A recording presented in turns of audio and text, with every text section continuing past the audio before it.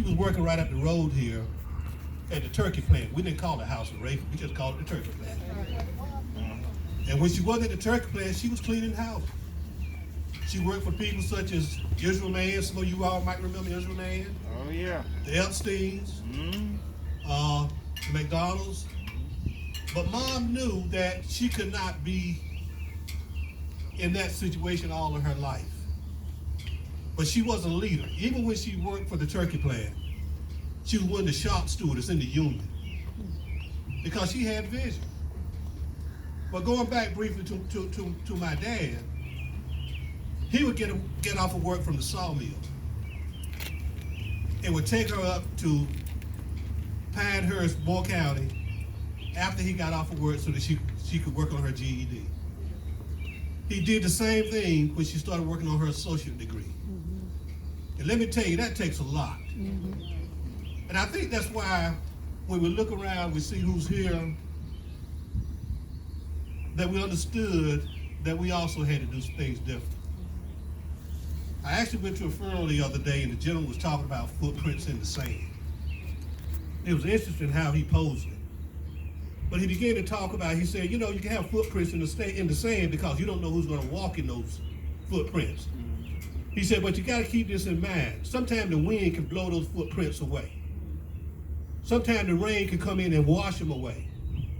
He said, so what's important is that you periodically take a stone and put it down so that when that is washed away, there's a stone for the next person to be able to step on. That was my mom. She was the greatest person that I could remember, and I've known quite a few people, but nobody like my mom.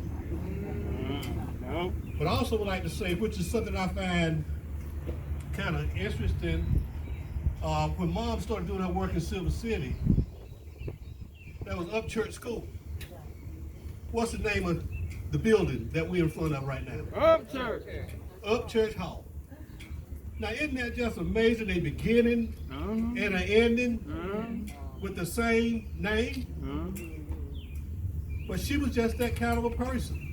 She always wanted to make sure that she could pull everybody with her. She didn't do this. She pulled. And she would ask you, come on, because we have somewhere to go. I thank you all again. I am going to be obedient and not be long, but I do thank this college. I thank the board of trustees, and I thank my family. I thank my Uncle Arthur, Kemp, Uncle John Kemp, my other Uncle Milton Kemp, and Mama's only surviving sister, Frances Stewart, who's in Florida. She could not be here. But nobody could say Mary Kay like Uncle Arthur. Couldn't do it. You say Mary Kay? Yeah. You had to listen. We love you all. Thank you so much, and thank you for coming. My sister. Now, baby.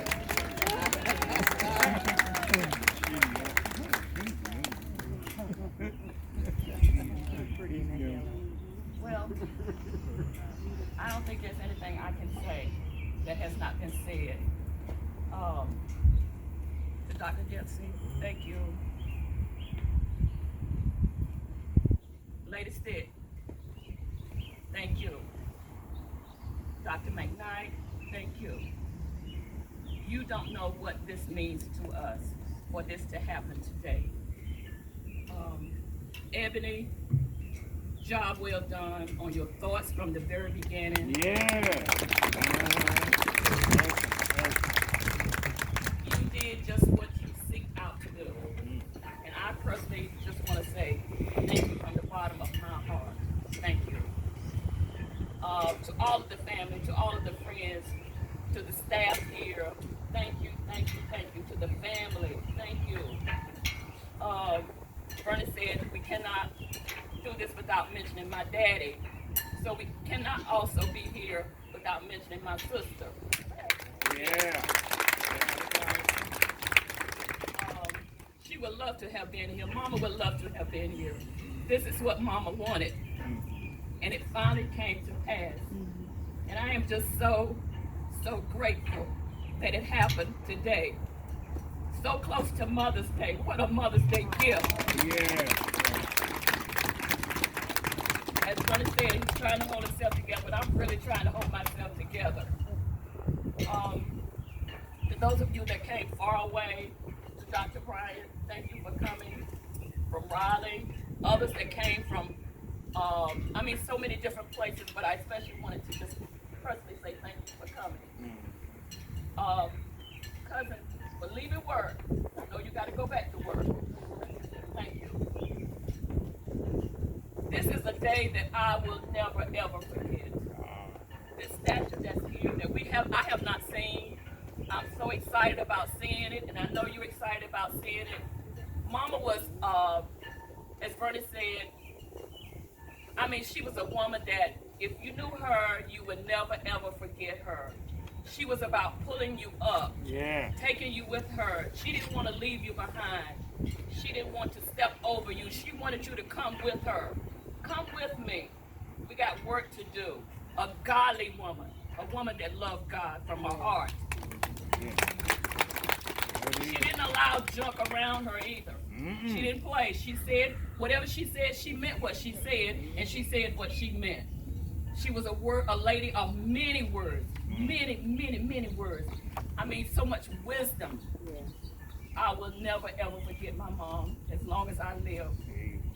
I know you love her, and I love her too. I think you said she is. Somebody said she is. Not she was, because she still is. She is still here in all of our hearts. She is here. She will forever be here. I'm going to stop now, but I want to say thank you for coming, and God bless you.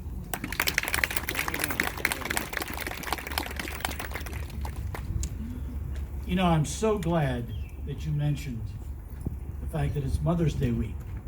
5 days to Mother's Day, guys. You got those flowers ordered, the candy ordered, all that good stuff.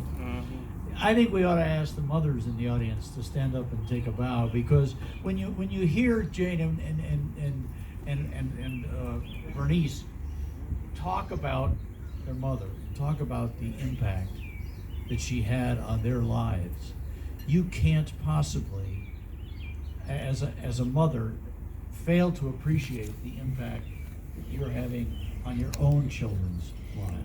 And maybe, since Vernice mentioned his dad, we ought to ask all moms and dads to stand up and give ourselves a hand.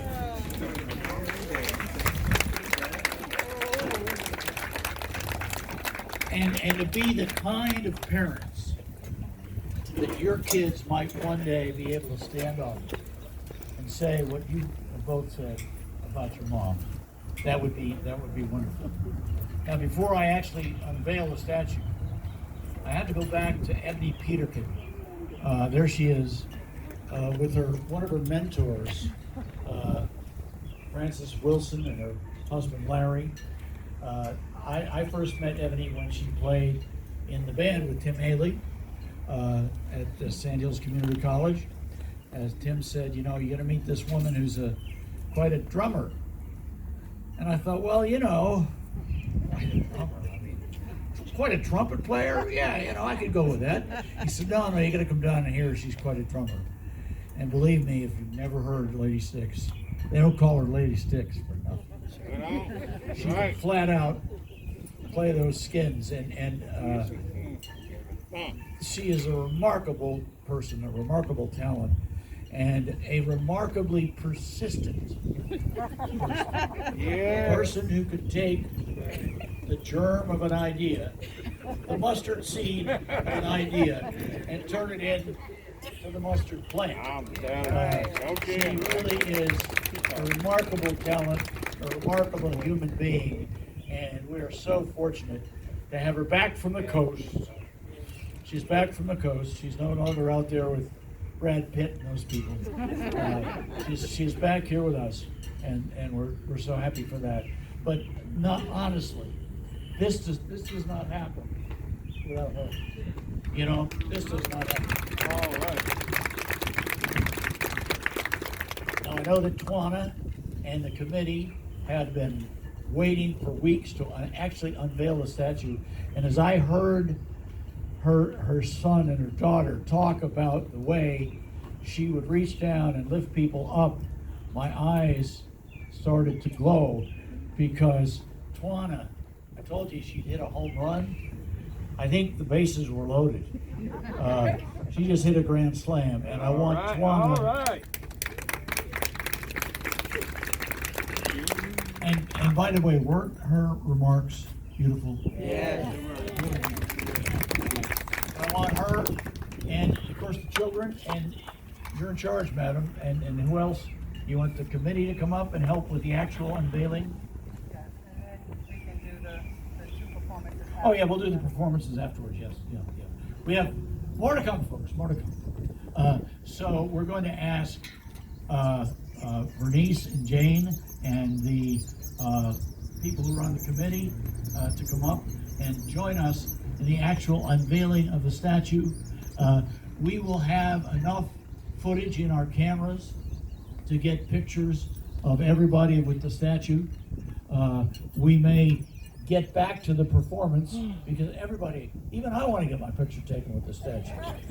And I'm like 63rd in line.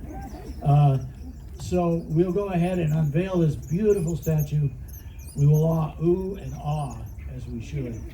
And then we'll get to our performances. So